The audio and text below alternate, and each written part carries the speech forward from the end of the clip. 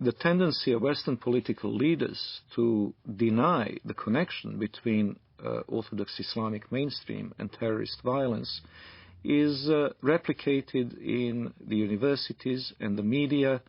Wherever you look, both in Western Europe and in North America, the members of the elite class have this tendency to proclaim Islam, some mysterious, authentic Islam, to be peaceful and to be tolerant, and those Muslims prone to violence are proclaimed to be non-representative fringe. Well, I would really appreciate if people who make such claims could then explain the continuity of violence from the earliest day of Islam, from the earliest days of the Prophet and his immediate successors throughout the 13 centuries of recorded history.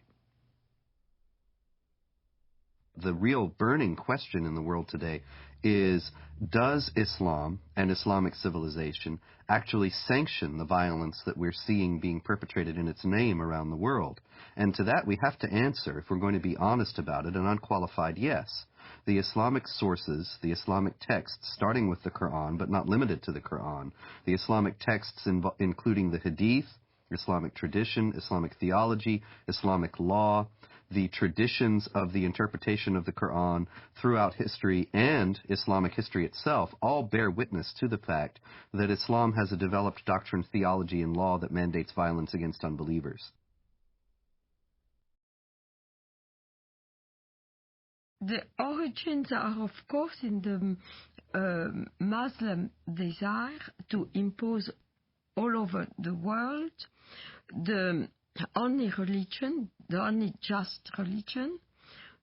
which is Islam, and the suppression of all other religions in order to establish the rule of Allah over the whole earth. This is a religious duty which binds the whole community and which the Muslim community is obliged to impose, because they are obliged to obey the order of Allah, and this is the desire of Allah as expressed in the Quranic revelation. I believe that those terrorists that want to do harm to others are applying